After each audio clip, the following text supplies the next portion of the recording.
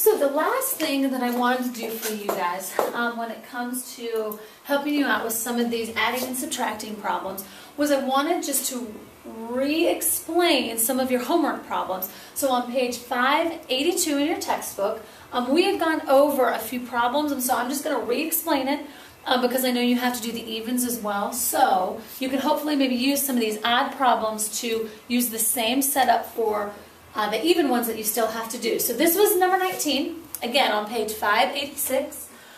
So we factored first, so that was x plus 8 and x minus 3. Okay, there's our little x over there to the side.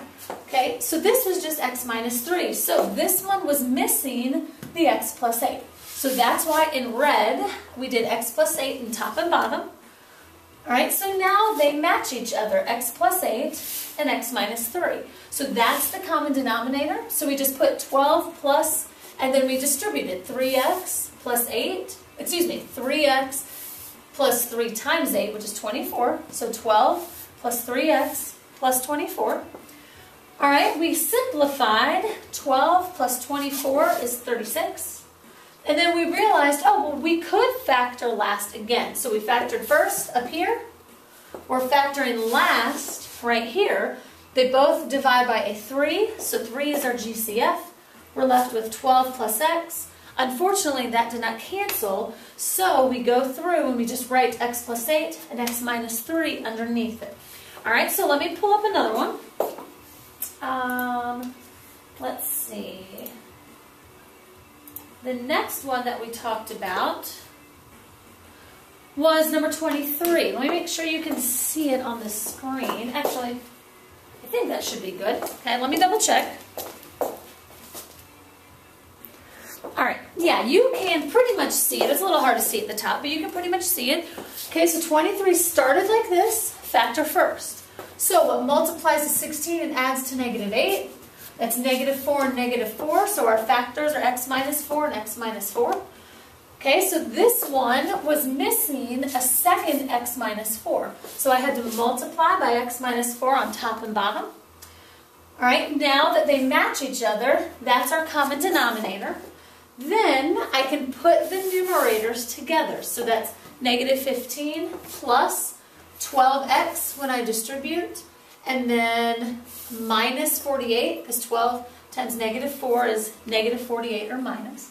Okay, then just like the next one, you can combine your like terms. So negative 15 plus 12 is a negative 3. And again, factor first from the beginning, factor last. Now that we're here, this has a very similar factor. It happens to be a negative 3 instead. So I divided a negative 3 out. There's the GCF. Again, it doesn't cancel anything, which I wish it would, but it doesn't. So we're left negative 3 times x plus 16, and then x minus 4 and x plus 4 are still in the denominator. So again, the whole reason why we do factor last is because hopefully something will cancel. We've been finding that it doesn't, but if you do it, it could, so you've got to do it just in case. All right, then the next one we did was this one where we had x over x squared minus 9, and then x plus 1 over x squared plus 6x plus 9. So the first thing we did obviously was factor first. Okay, this was a pattern, so that gave us x plus 3 and x minus 3. All right, this, what multiplies to 9 and adds to 6, well that's 3 and 3.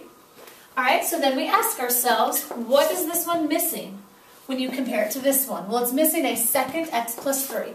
So I multiply it on bottom and on top. All right, what is this one missing that this one had? And that's the x minus 3. So I multiply it on bottom and on top. All right, then after that, now that we've got the same denominator, that's our common denominator. So now I can multiply the numerator, and put it all together. So I get x squared plus 3x, x squared plus 3x, plus we have to multiply that. So I just did a little Punnett square down here. X plus 1 times x minus 3. Shaking all over the place. X squared, x, negative 3x, negative 3. So that is x squared minus 2x minus 3. All right, after that, So we'll scroll.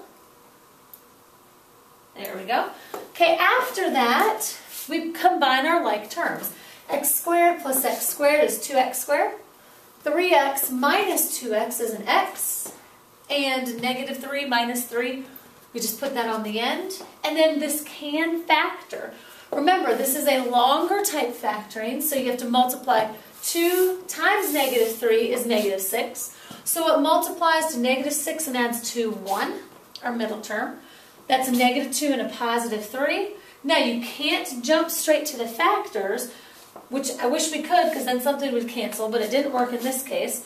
You have to take this to our box. So 2x squared from the trinomial, minus 3 from the trinomial, and then these two are our other two boxes with the x's. So the GCFs were x, minus 1, and 2x, and a 3. So when we factor last, again, factor first we did at the beginning, factoring last, that's what we're doing right now, we get 2x plus 3 is our one factor, x minus 1 is our other factor, but unfortunately it doesn't cancel, so it's these two factors in the numerator over those three factors in the denominator. So factor first, multiply, simplify, all right, then factor last. All right, so it's the same steps, but you've just got to be okay with factoring over and over. You've got to be okay with multiplying over and over, distributing, simplifying. So it's the same process, but you just have to be comfortable and careful with every setup that you're given, okay? So hopefully that helps you lead you with some of the rest of your homework so that you get a little bit more familiar and comfortable with it, okay?